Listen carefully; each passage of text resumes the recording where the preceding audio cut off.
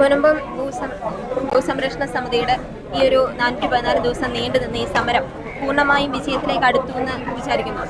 അടുത്തുകൊണ്ടിരിക്കുകയാണ്. ഇപ്പോൾ റവന്യൂ മന്ത്രി എല്ലാവരുടെയും മുന്നിൽ വെച്ചാണ് പറഞ്ഞത് കരമടക്കാൻ പറ്റി, അത് പോക്കുവരവ് ചെയ്യുന്നതിന് തടസ്സങ്ങളില്ല. അല്ല, വഖഫ് ആസ്തി പുതിയ നിയമത്തിന് കോടതിയിൽ കേസ് നിൽക്കുകയാണെങ്കിൽ ഉമീദ് രജിസ്റ്ററിൽ ഉൾപ്പെടുത്താൻ പറ്റൂല. അപ്പോൾ കാരണം അതിൽ ഉൾപ്പെടുത്തിയാൽ മാത്രമേ രജിസ്ട്രേഷൻ ആവുകയുള്ളൂ. ഇപ്പോൾ ഇവിടെ കിടക്കുന്ന ഈ രജിസ്ട്രേഷൻ പുതിയ പോർട്ടലിൽ ഓപ്പൺ ചെയ്തിരിക്കുമ്പോൾ അതിലേക്ക് പെടുത്താൻ പറ്റൂല. ഞങ്ങൾക്കാണെങ്കിൽ ഞങ്ങളാണ് പോക്കുവരവ് ചെയ്തിരിക്കുന്നത്. പോക്കുവരവ് ചെയ്തിരിക്കുന്ന ആളുകൾക്ക് തണ്ടപ്പേര് പോക്കുവരവ് ചെയ്തിരിക്കുന്ന ആളുകൾക്ക് കരമടക്കാം, റവന്യൂ അവകാശങ്ങൾ പുനഃസ്ഥാപിക്കാം. അത് ഗവൺമെന്റ് സ്ഥാപിച്ചു എന്ന് തന്നെയാണ് പറഞ്ഞേക്കുന്നത്. ഇപ്പോൾ നമ്മുടെ എല്ലാവരും കേട്ടുകൊണ്ടിരിക്കണതല്ലേ, റവന്യൂ മന്ത്രി വളരെ ഈസി ആയിട്ട് തന്നെയാണ് പറഞ്ഞത്. അത് പറ്റുമല്ലോ, അതിനെന്താണ് തടസ്സം? പിന്നെ എന്താ, ഒരു കുഴപ്പമില്ല.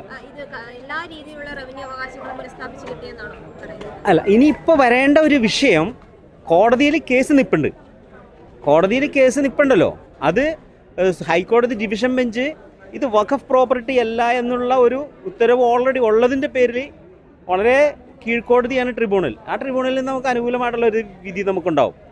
അപ്പോൾ പിന്നെ അതിൻ്റെ എന്തെങ്കിലും സാങ്കേതിക തടസ്സങ്ങളുണ്ടെങ്കിൽ അത് ഗവൺമെൻറ് മാറ്റി തന്നോളും. പക്ഷേ അത് നമുക്ക് നോക്കേണ്ടതെന്ന് പറഞ്ഞു കഴിഞ്ഞാൽ റീ രജിസ്ട്രേഷൻ ഉണ്ട്. റീ രജിസ്ട്രേഷൻ വരുന്ന സമയത്ത് ആ പ്രശ്നം മാറി കിട്ടും.